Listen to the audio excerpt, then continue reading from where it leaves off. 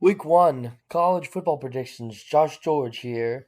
Starting with week 0 slash week 1, a couple games. We're going to start with the game in Dublin. Nebraska and Northwestern. Look, we Adrian Martinez has thrown for 2,863 yards, and of course he's now the quarterback at Nebraska. He's rushed for 525.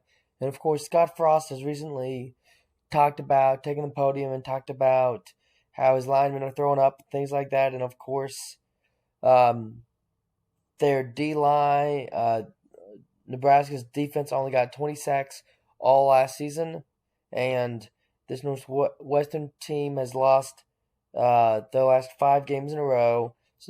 And their O line is kind of spotty. So the biggest key in this game is going to be, can Nebraska stop the run and get to the quarterback, and can Adrian Martinez end up running the football? I think they can. I think Nebraska finds a way to get the win in this game. Now, Cincinnati and Arkansas. Cincinnati's trying to figure things out without Desmond Ridder. The real key to this game is Luke Fickell, because he's kind of out-talented, as Arkansas is 28th in the 247 talent composite, where Cincinnati only ranks 54th. So I've got the Arkansas Razorbacks winning this football game. Look, Georgia and Oregon. I'm going to point to Oregon can pull upsets like this. They upset Ohio State a few years ago.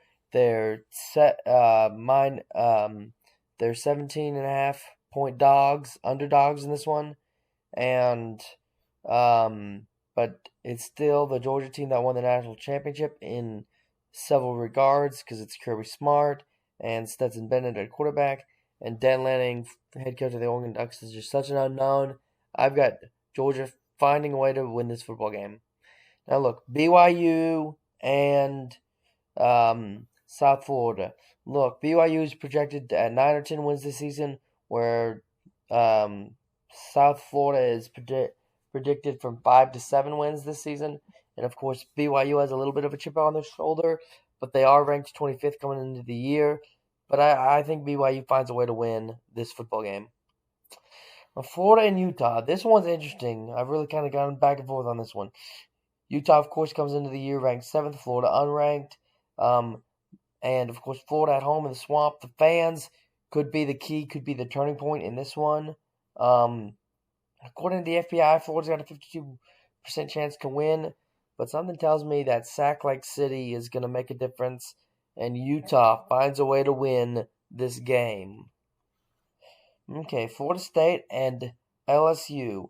LSU has their line is 90% sophomores, lots of inexperience up front, and Brian Kelly, new head coach of LSU, has been bragging on his D-line all season. So something tells me that up front, LSU is going to win the battle and win the game. Now, Georgia Tech. Georgia Tech hasn't won back-to-back games under Jeff Collins, and Dabo Swinney breaking into new coordinators. And everyone's talked about how this offense is struggling. I think he really tries to run up the score in the first half so he can experiment with quarterbacks and things like that. I think Clemson puts it on Georgia Tech. Now, IU is favored against Illinois in this game. They're actually the favored by 5 points, and they have a 66% chance to win, according to the FBI, and I think they'll get it done at home in a close game. This game, look, I don't have a lot of time in general this season to talk about some of the lower Power 5 teams, but Lance Leopold is a guy to talk about. This team could be on the up and up. A lot of people have them projected for 2 to 4 wins this year. This is one of those games that I think they will win, but if Deshaun Alexander for Tennessee Tech really just has his game up and they figure some things out, they could really give Kansas some trouble. They've been talking about trick plays and things like that, but I think Kansas will win, and I think if it's a closer game, it'll show that Kansas really hasn't grown as much as some people think. But if they can really win, I'd say by 28 points, that'll show that this Kansas team is starting to grow and maybe turn into what an Iowa State team looked like under Matt Campbell. Now, ECU and NC State. NC State has more talent.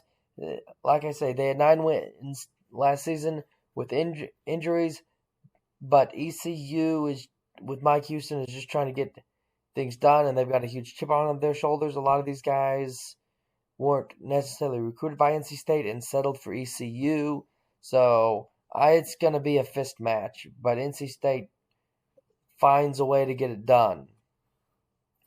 And then, of course, Notre Dame and Ohio State.